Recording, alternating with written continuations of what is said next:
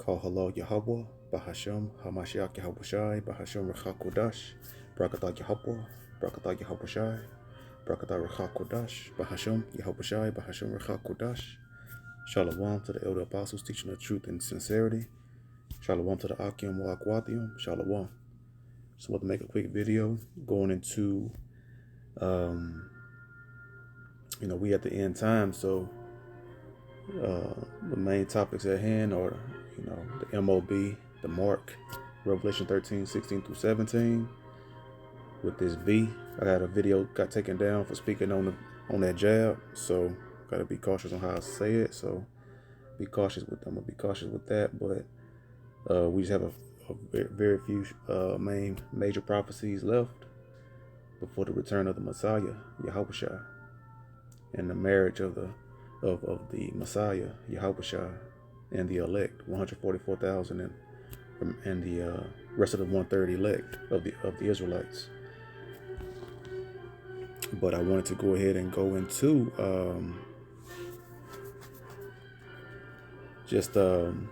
here.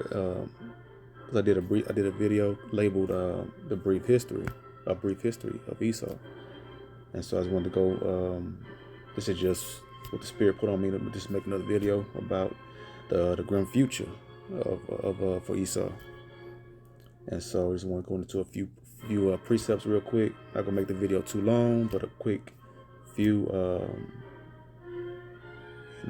damning precepts that seals the fate of the Edomites, so-called white people. Okay, with there, let's go ahead and jump right on into it.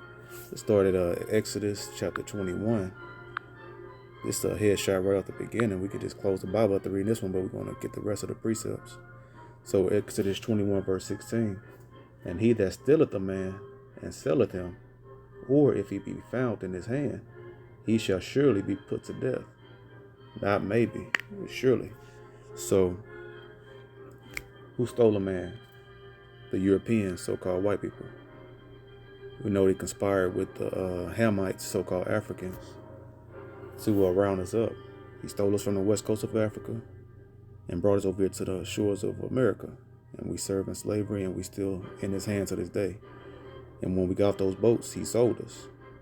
And we're in his hand to this day. So he shall surely be put to death.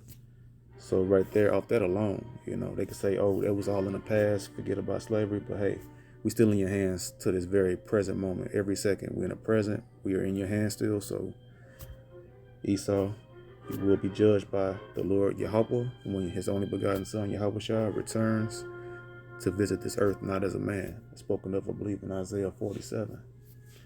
So when the Messiah returns, we will still be in the hand of the so-called white man. We haven't been released back to the west coast of Africa, even though we from Israel. We migrated after Jerusalem was sacked in 70 AD. The temple was sacked in 70 AD.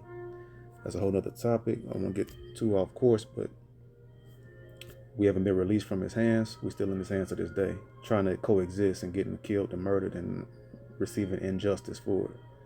So just off that alone, his future is going to be grim and got a fiery judgment for it. So now let's go to Numbers chapter 35 and verse 33. And it reads, so ye shall not pollute the land wherein ye are, for blood it defileth the land, and the land cannot be cleansed of the blood that is shed therein, but by the blood of him that shed it. So once again, another closed casket verse here, open shut case.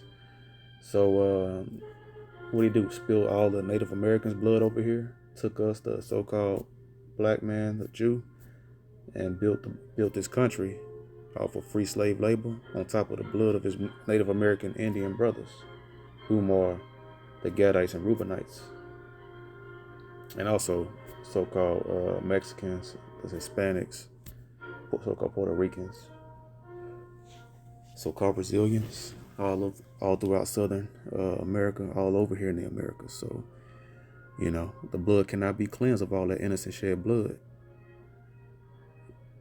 but by him. He has to have his blood shed now in return to wipe out that blood that he spilled. So he must be killed for the innocent blood that he shed. And I have had a thought I was trying to remember, but it slipped my mind. But we'll go ahead and go to Isaiah chapter 48, verse 22.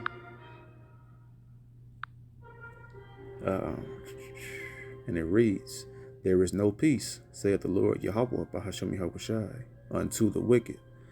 So no peace will be to the wicked for their evil actions. And we know who's wicked, Esau. And let's look up that word wicked, just because, Esau, he loves to start lying and philosophizing, trying to get around his wickedness.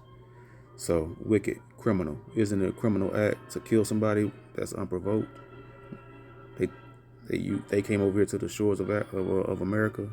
The natives, the Israelites, lost 10 tribes, received Esau, Columbus, with open arms, and then the rest of the Edomites came over here after Columbus, and they taught them how to survive the winters, how to hunt and everything, hygiene and all that stuff. And what did the so-called pilgrims, the Edomites, what did they do?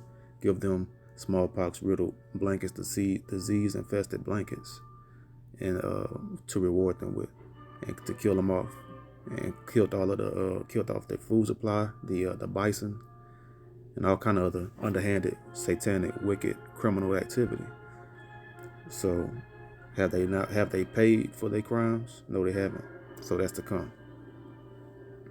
So we know who the wicked is, who the ungodly and wicked are, so-called white people.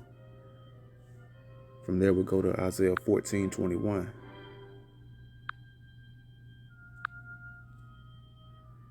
And it reads, "Prepare slaughter for his children, for the iniquity of their fathers, that they do not rise, nor possess the land, nor fill the face of the world with cities." So then you tell them this, and they'll say, "I never enslaved or killed anyone. We haven't killed nobody." But yeah, you haven't technically enslaved, but we still in the possession of the elites that run the society, and they are so-called white people, and they have not released us, and you are benefiting off the white supremacy and the white privilege that comes with it.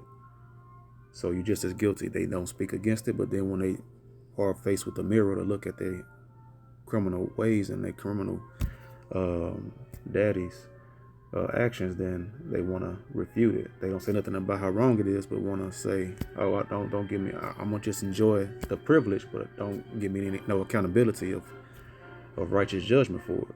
So they direct hypocrites.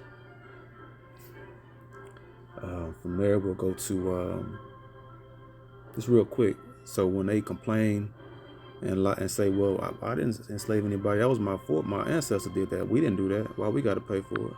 Well, you can go to let's go to Sirach. The Bible got them pinned down to a T. They can't slither from the Bible. That's why you stay to the scriptures, because they slither all the time. They slither, and they'll never take accountability, so you just keep on cutting them with precepts. So Ecclesiasticus chapter 41, verse 7. And it reads, "The children will complain of an ungodly father, because they shall be reproached for his sake." So they're reproached, and they want to deny any wrongdoing today, but they enjoying and reaping all the benefits of criminal bloodshed, of innocent blood. So the Bible already prophesied that they were going to complain of an unrighteous father. So from there, we'll go to Nahum chapter 1, verse 3. It reads, "The Lord is slow to anger and great in power, and will not at all acquit the wicked." We just went through who the wicked was, so-called white people. They saying it's in the past. You can't get away until the Lord, when his only begotten son, the Messiah, Yahushua, returns. You can't tell him, "Oh, well, that was in the past.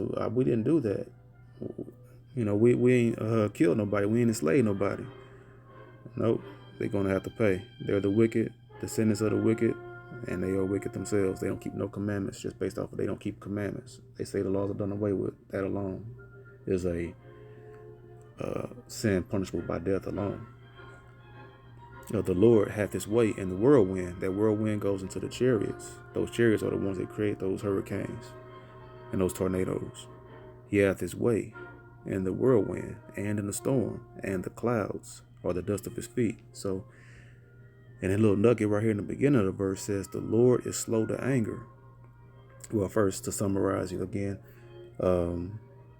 even though the Lord has not punished them yet, they still walking around proud, head high, enjoying white supremacy and white privilege. They haven't paid for it. Like, how long will this continue where a nation can just commit all these crimes and not be held accountable and just, skate by unscathed? But it's because the Lord is slow to anger. So we're going to, and it had clicked when I was putting these precepts together for this lesson. It had hit me in Romans 9, one of my favorite precepts for the Edomites. Excuse me. So Romans 9 and verse 22 states, "What of the Most High Power, willing to show his wrath and to make his power known, endured with much long suffering the vessels of wrath fitted to destruction." So that's why the Lord is slow to anger. He's allowing the wicked to commit these crimes right now. The so-called white race, their crimes have extended up into heaven, and they have a bill that they must pay, and it's going to come through the patience. The Lord is allowing them to go ahead and enjoy their little kingdom for the last little period, and then this is going to be it for them permanently. But see, the word patience goes into suffering. You suffering something. You're going through something. You patiently waiting. You suffering through something. So the Lord's suffering through them committing crimes and sinning and touching his jewels, touching the apple of his eye, his chosen seed, the chosen Israelites, this chosen nation, the Israelites. So he's just allowing them to go ahead and build up that rap sheet, and then he's gonna come down and wipe it all out, and take this cancerous virus of a nation out. And from there we'll go to Revelation 13.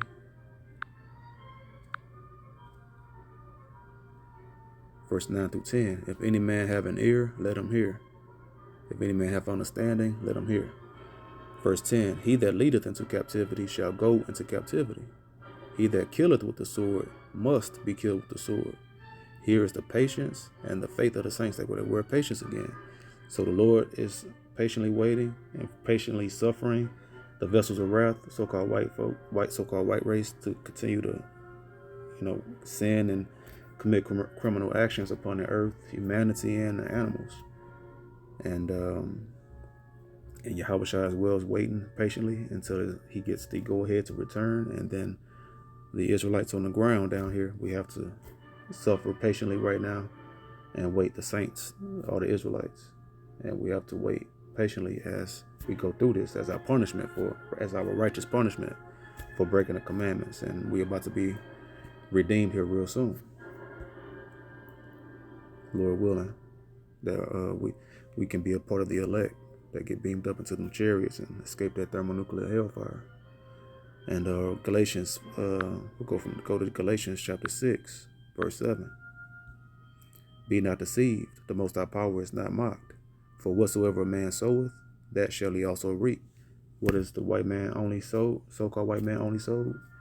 Crime, sin, satanic deeds, murder, slaughter, theft, identity theft, property theft, stole his country, stole the people, the northern kingdom, the southern kingdom, the Judites, so-called blacks, and so-called Benjamites who are, not the Benjamites who are the so-called Jamaicans, West Indians over there. And he's only sown wickedness and bloodshed, innocent bloodshed. So he will reap that in his future. And real quick, I didn't have this one written down, but it came to mind too. That bloodshed, Ezekiel 35, verse 5, I believe. No, I'm sorry. Yeah, Ezekiel 35. Where is that at? Ezekiel 35 and verse 5. because thou hast had a perpetual hatred, and hast shed the blood of the children of Israel by the force of the sword, in the time of their calamity, in the time that their iniquity had an end. While our iniquity has an end now, we've pretty much reached our sentence that we have to serve over here in America, the punishment from not keeping the commandments. And verse 6, therefore, as I live, saith the Lord, the Most High Power, Yahweh, I will prepare thee unto blood, and blood shall pursue thee, sith thou hast not hated blood, even blood shall pursue thee. So they continuously shed blood. They kill us in the streets until this day, shedding our innocent blood, hold themselves not guilty. Zechariah 11:5. And then, so since they have not despised shedding blood, since they've only enjoyed shedding blood, not holding themselves accountable, then the blood is going to pursue them. So they're going to be killed and slaughtered for it. Numbers 35 and 33 we read earlier. And just real quick one to grab Zechariah 11:5 to back that verse. Whose possessors slay them and hold themselves not guilty, and they that sell them say, Blessed be the Lord, for I am rich, and their own shepherds pity them not.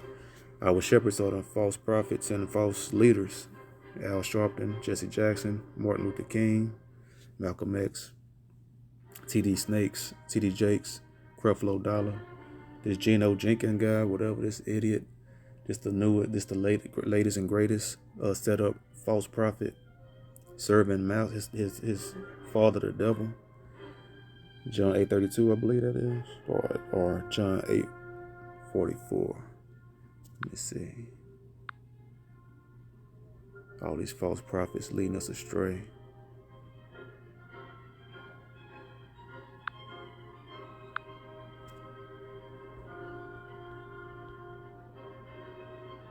Yes, it's 44. John 8:44. Ye are of your father the devil, and the lusts of your father ye will do. He was a murderer from the beginning. Esau, so-called white man. Cain, he's Cain and regenerated, and abode not in the truth, because there is no truth in him. When he speaketh a lie, he speaketh of his own, for he is a liar and the father of it. No one can lie like the white man. All of the criminal actions and activity that he's done in his life, a career criminal and fugitive and low-life piece of garbage. So he has to lie. All he does is lie.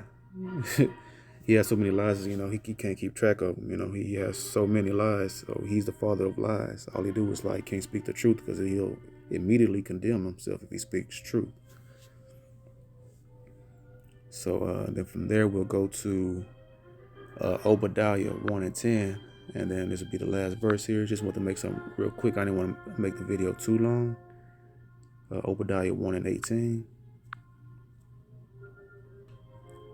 And the house of Jacob shall be a fire, and the house of Joseph a flame, and the house of Esau for stubble.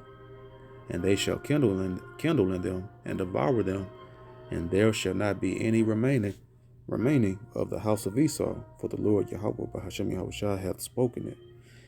So this is Esau's future, grim future in a nutshell here. And yeah, that's his future. He has a fiery future coming, and is righteous because he's only been a cancer and a virus throughout the earth. Everywhere he goes, everything he touches turns to death, deteriorates. The air, food, water. The animals are always coming up extinct and always getting put on the extinction list because he's that great hunter, that cunning hunter from Genesis chapter 25. And so those are it for my precepts. And I have, just to close out with this picture, I took a snapshot picture of from the Zondervan Pictorial Bible Dictionary. You can pick this up if you don't have it. Great study aid with the Bible to go through it. Some things, you got to be learned in the scriptures to, know how to weed certain things out that's Esau fabricated, but the factual things, historical sites and historical accurate truths, documented historical points that's in here is definitely a great aid to the Bible. But in here, when you look up Esau Edom, right here I have it outline here. I drew a box around it, so it says Edom figures prominently in the prophetic scriptures as the scene of great future judgments. She is the only neighbor of the Israelites who was not given any promise of mercy from the Most High Power.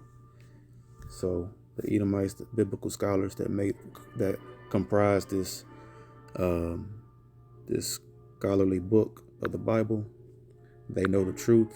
They understand that they went through the precepts and they see that Esau's future is very grim and is very fiery.